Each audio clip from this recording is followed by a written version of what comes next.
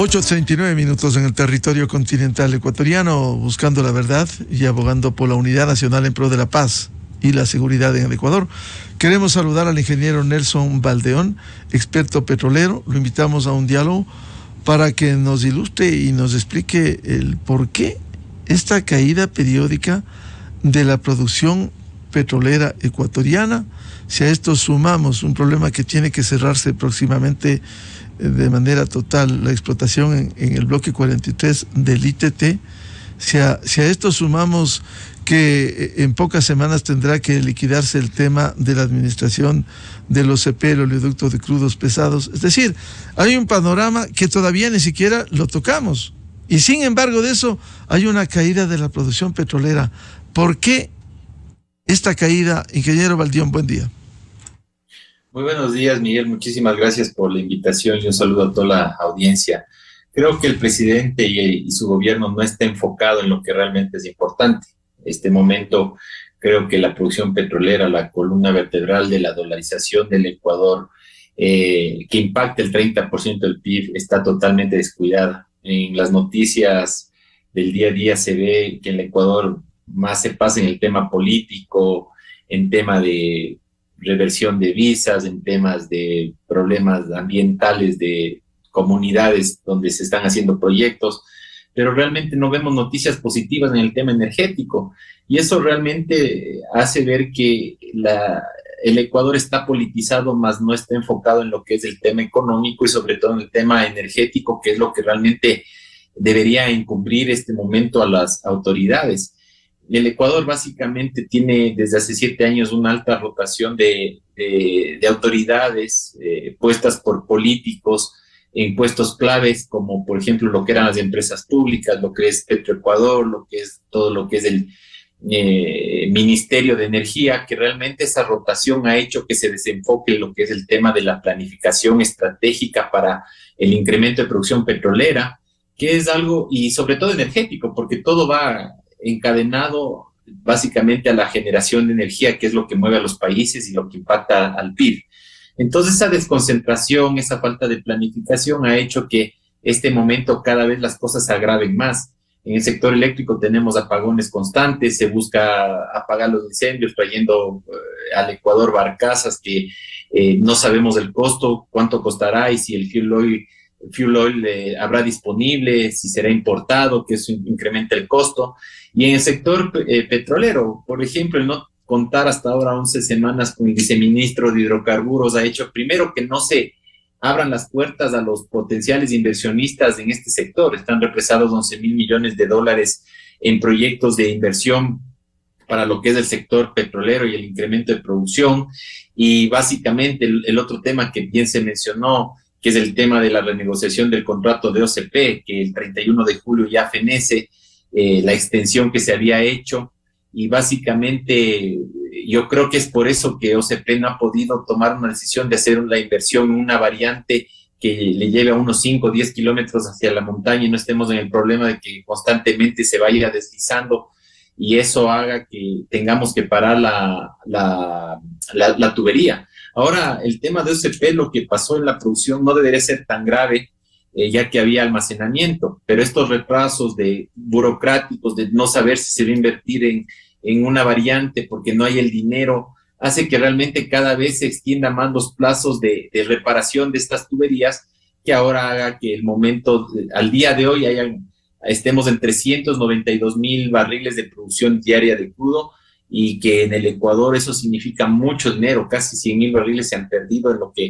lo que va de este periodo presidencial, que hace que realmente sea preocupante, ya que eso impacta directamente a las finanzas del Ecuador y a los ingresos que tanto necesita el país. ¿Qué debiera hacerse para evitar esta caída? Usted invocaba, ingeniero Baldeón, hay que preocuparse de lo que pasa con el sector petrolero, porque caso contrario, aun cuando el precio del petróleo en el mercado internacional, que es volátil, que se mantiene por sobre lo presupuestado en los ingresos, casi compensa con la caída del precio del petróleo. Entonces, ¿cómo no solo sostener la producción, sino volver al menos a los niveles anteriores? No hay que confiarnos, yo más confío en la cantidad de producción, porque como usted bien dice, Miguel, el tema del mercado petrolero es muy volátil. Estos años se ha mantenido por factores geopolíticos en un estándar de aproximadamente $80 del barril. Veamos qué pasa estos momentos con las posible ataque de Israel hacia el Líbano, podría incrementar el precio. Ahora, en el tema del castigo del crudo ecuatoriano es un poco más grave, ya que el castigo anterior que teníamos aproximadamente de $7 a $9, se está agravando porque ya el tema de la mención constante en reportes internacionales de la salida del Yasuni TT, pues hace que haya no esté un crudo disponible en la oferta mundial y por ende va a ser más castigado. Entonces podría llegar ese crudo tranquilamente a ser castigado a unos $14, $15. Podríamos estar bajo la proforma presupuestaria y nuevamente nos estaríamos estancados en saber por qué a mitad de año nos quedamos sin dinero. Y es justamente porque se saca de un campo que está ofreciendo un crudo del mercado internacional, por ende no hay demanda y por ende va a tener un mayor castigo porque no hay una demanda constante de ese crudo. Ante esas circunstancias, pues básicamente, ¿qué se tiene que hacer? Yo siempre he dicho que ante las ineficiencias que tiene la empresa Petroecuador, se tiene que nuevamente ver la opción de delegar a la administración privada. Por ejemplo, los campos. Y le voy a poner un ejemplo simple, que es el bloque 16, que era un campo que estaba produciendo casi 20,000 barriles al día. El anterior ministro y el anterior presidente pues decidieron, sin una razón lógica, negar 200 o 300 millones de inversión para justamente ese activo se mantenga en manos privadas, en vez de pasarla a Petroecuador y que ahora la declinación ha sido del 50% de producción. Entonces, inmediatamente estos campos tendrían que ser nuevamente transferidos al Ministerio de Hidrocarburos, Ministerio de Energía, para que el viceministro de Hidrocarburos lo saque a licitación. Pero lastimosamente no tenemos viceministro, entonces, ¿cómo va a ser esos procesos que son los que permiten justamente elevar la producción, no a través de Petroecuador, sino a través de las privadas? Esa sería la única solución, ya que a través de esos procesos nos permite tener reglas transparentes, licitaciones transparentes y sobre todo que se maneje de empresas, porque ahorita en este momento las únicas que tienen el efectivo son las empresas privadas, porque el Estado no tiene un solo centavo en este momento para justamente invertir en lo prioritario, que es incrementar los ingresos que ayuden al Ecuador a tener producción petrolera y la transición energética, que es sumamente importante para el Ecuador. Ingeniero Baldeón, es decir, no hay otra alternativa recurrir de manera transparente a la inversión privada, porque por un lado el Estado no tiene recursos y por otro ha demostrado su ineficiencia también. Efectivamente, está totalmente comprobado. Solo el hecho de cerrar la EMCO y todas sus empresas afiliadas que estén quebradas demuestra que la ineficiencia del Estado es un mal administrador. Ahora, el tema de los modelos SA, como repito, siempre lo digo, el modelo Ecopetrol o YPF o Petrobras, es a través de tener el 50% de mayoría accionaria de los estados y el otro porcentaje hacia inversionistas privados. Lo importante de todo eso es tener un gobierno corporativo estable en el tiempo y de largo plazo, que permita esa fluctuabilidad de autoridades que hasta que lleguen, se empapen y firmen, básicamente demandan meses. Es lo que nos ha pasado en este gobierno. Hubo una transición donde estuvo una ministra 6 meses, llegó otro ministro, hasta ahora no se pone viceministro, viene un periodo electoral, si gana otro candidato hasta que se empape y comience a firmar, estamos hablando hasta, no sé, junio, julio del próximo año, si es que se toman decisiones.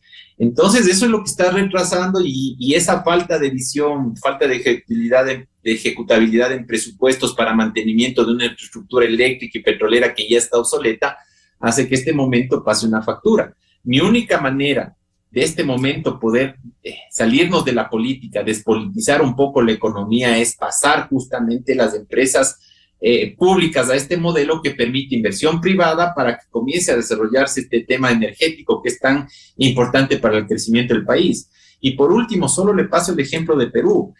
Justamente Perú, al tener una presidenta de popularidad del 5%, y tener una economía totalmente autónoma en el sentido de que tiene un crecimiento, se ha enfocado mucho al crecimiento energético y de minerales, y eso ha hecho que el último mes crezca casi el 4.7%, el Ecuador estaba en el 0.1%, y con los apagones y con todas estas circunstancias donde incluso el riesgo país aumentó por la declinación casi del 20% de producción petrolera, vamos a ir a decrecimiento de seguro.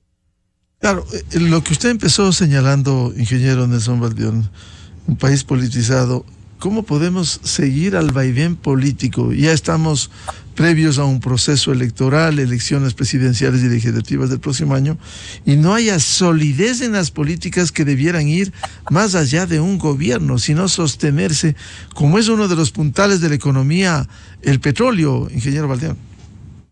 Efectivamente, o sea, yo creo que muchos países que han pasado por altos procesos violentos, háblese Colombia y Perú, entendieron que la única manera de poder salir adelante, zafándose de las decisiones políticas, donde llega un presidente, pone su equipo, y su equipo pone gente que no es técnica en empresas altamente técnicas, puede llevarlos a modelo SA, háblese de Medellín, las empresas públicas de Medellín, háblese Ecopetrol, háblese YPF, y es un caso muy sonado, por ejemplo, y eso lo recalco, en la Universidad de Harvard justamente hay un caso muy específico que estudian los MPAs, que el presidente lo estudió, o sea, entendería que lo estudió porque en economía energética en MIT lo vemos, y en los años de 1990 justamente Brasil pasó por una crisis similar a la que está pasando el Ecuador, apagones, caída de producción, corrupción, politización de las empresas. ¿Cómo lo resolvió Fernando Enrique Cardoso? Simplemente delegando a la iniciativa privada, con modelos donde la empresa, donde el Estado tiene el paquete accionario mayoritario. Y eso no es de sorpresa, porque muchos hablan de la privatización. No existe privatización, porque en el Ecuador tenemos un modelo similar con el Banco del Pacífico, que está funcionando absolutamente bien y está dando utilidades. Entonces, desde ese punto de vista, la única manera que en estos momentos de tanta convulsión política, porque también podemos tener un nuevo presidente, pero yo no sé cómo funcione la muerte cruzada. Podemos nuevamente tener una muerte cruzada. Y eso implica que el Ecuador siga a través de las decisiones políticas retrasando algo sumamente importante, que es la independencia energética. Todos los países, absolutamente todos los países, háblese Guyana, háblese Colombia, háblese Argentina, incluso ahorita se está pidiendo nuevamente licencias para explotación petrolera en las Malvinas, están buscando crudo justamente para generar energía ante el crecimiento poblacional que existe y la demanda energética por la digitalización.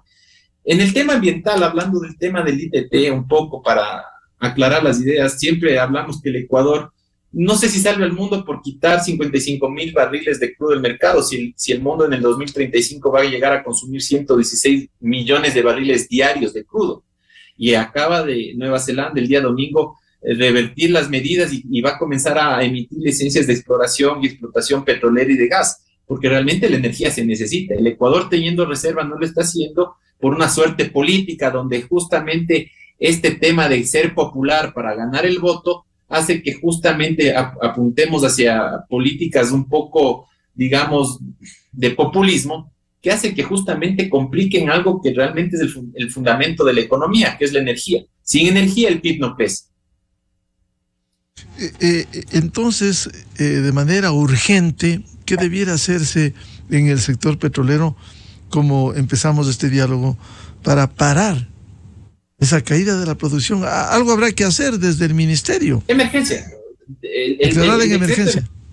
Decreto de emergencia. Simplemente decretar al sector. Ya se lo hizo en el sector energético y por eso viene la barcaza. Pero yo no entiendo por qué justamente no se decreta en emergencia el sector hidrocarburífero y comience inmediatamente a hacerse licitaciones. ¿Para qué? Para que la empresa extranjera o la nacional que tenga esas cantidades inmensas de dinero, porque no es que en un campo petrolero va un millón, 2 millones, aquí son inversiones de 300, 400 millones de dólares, inmediatamente comiencen a activarse en esos procesos licitatorios que permiten justamente incrementar la producción a través de las privadas. El Ecuador ya, Ronda Intracampos 1, ya están comenzando a producir, no ha podido salir por la falta de viceministro y las reuniones del COL, la reunión donde tiene que ir lastimosamente también tenemos un ministro que es de gobierno, que tiene que ir a todos los directorios de las empresas públicas, poner de acuerdo a toda esa gente para formar un comité de licitaciones que permita justamente agilitar esos procesos. y poner la firma y arriesgarse por el país, porque realmente si es que no se activa un proceso emergente por parte del gobierno, nada más se puede hacer. Realmente la demostración más clara es que un país que estaba produciendo en el 2014 aproximadamente 558,000 barriles, ahora estemos en 392,000 barriles. Por eso ya el Ecuador no aparece ni en los mapas petroleros, ni siquiera como productor de petróleo, porque casi está más importando que lo que está produciendo el Ecuador. Si estamos en 392,000 barriles, muy difícil, si no se toman medidas, el recuperar por lo menos los niveles de los 520,000 barriles que estábamos de una media. Sí, efectivamente, se necesita mucha visión política, visión de liderazgo. Ve lo que pasa geopolíticamente, porque yo no le hablo lo que pasa en Ecuador, yo le hablo lo que pasa en países vecinos y a nivel global. Realmente es preocupante porque el Ecuador, más allá de eso, se está quedando incompetitivo. Solo no tener luz significa incompetitividad. No sé para qué se anuncia un tratado comercial con China si se van a traer vehículos eléctricos, equipos electrónicos, si no hay ni siquiera la suficiente luz para cargarlos. ¿Cómo se promocionan visas de nómadas para que vengan a trabajar al Ecuador si esa gente que es nómada y trabaja digitalmente no tiene la luz para cargar sus equipos? Entonces, desde ese punto de vista, creo que hay que ser sumamente coherentes y en este momento poner una prioridad que permita, primero, el decreto de emergencia que active la industria y segundo, ya pensar en el momento de que se tiene que comenzar a delegar activos justamente activos al sector privado para que permita eso, tener el capital para incrementar. Sin eso, simplemente el Ecuador va a caer en una suerte de que se podrá quitar los subsidios a los combustibles, pero si es que no produce crudo, vamos a tener que importar mucho más. Mire, por ejemplo, acaba de Colombia eliminar el subsidio total al diésel, porque es algo que le estaba ahorcando a sus finanzas. Si el Ecuador tiene crudo, podría ser, con una buena refinería, podría producir diésel en cantidades enormes y tener un combustible barato que permita abastecer las necesidades del país. No necesitaríamos el subsidio. Lastimosamente somos tan ineficientes en el país porque no hay refinería, porque la infraestructura está obsoleta, que realmente terminamos siempre importando y a precios de $170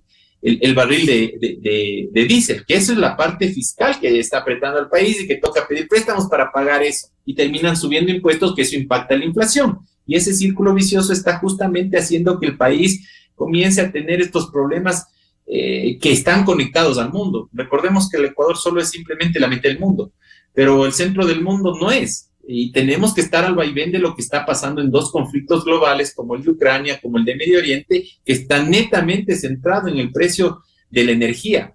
Y justamente por eso los BRICS han tenido que tener este momento toda una estrategia para tener a los mayores productores del crudo. Estados Unidos le ha tocado por ser el mayor productor del crudo justamente para mitigar ese riesgo que en algún momento dado, si Estados Unidos no llega a producir, pues llega a un barril de 100, $200 el barril de crudo, pero que nosotros diríamos qué bueno que llega, pero si cae la producción y tenemos a $200 del barril de crudo, no vamos a poder ni siquiera costear los costos fijos de Petroecuador. Por eso yo más me centro que en vez de la variable del precio, el Ecuador tiene que producir más, porque eso mitiga. Si sube el precio, simplemente ganamos más. Si baja el precio, esa baja nos permitirá compensar a través de incremento de volumen de producción de crudo. Ingeniero Baldeón, y esta declaración en emergencia en el sector energético debe declararse ya, no mañana, sino hoy. Desde el primer momento que entró el presidente Noboa tenía que haberse declarado si ya teníamos presente de que tiene que salir el campo ITT. Ahora, yo creo que en el campo ITT realmente hay que entender que ese campo, esos campos que estaban ahí aledaños ya venían operando desde hace unos 30 años.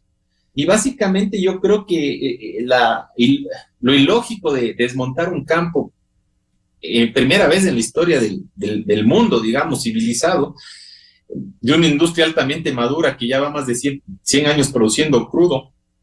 Creo que primero no se ha hablado de una licencia ambiental para esa salida. No sé si la ministra de Ambiente ya esté trabajando en un plan para la licencia ambiental. Segundo, se necesita ver dónde saca el presupuesto, 2,000 o 3,000 millones de dólares para el desmontaje. Tercero, ver la manera de no meter maquinaria pesada para sacar la tubería.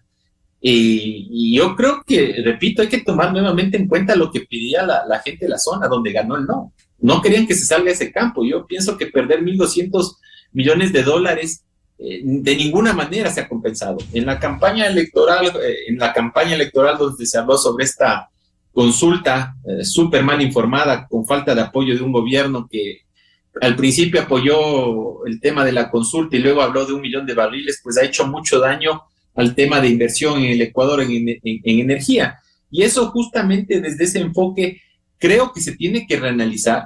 Yo creo que hay que hacer un pedido a la Corte Constitucional y el gobierno debería estar haciendo un pedido que, por Dios, no se quiten $1.200 millones que sí sirven a la economía ecuatoriana, sobre todo en estos momentos de tanta inestabilidad, no solo a nivel del país, a nivel regional, a nivel geopolítico global, que ese dinero sirve mucho para inyectar recursos a la economía, generar trabajos. El tema de abandonar campos no es tan sencillo. El tema que al momento que se deja un campo, esos territorios son los más apetecidos por las guerrillas. ¿Por qué? Porque ahí se meten, son su lugar de base para proteger la minería ilegal, para proteger la tala de árboles. ¿Por qué? Incluso, mire lo que está pasando. Se están entrando a cortar los cables en estas zonas petroleras para fundir el cobre y venderlo.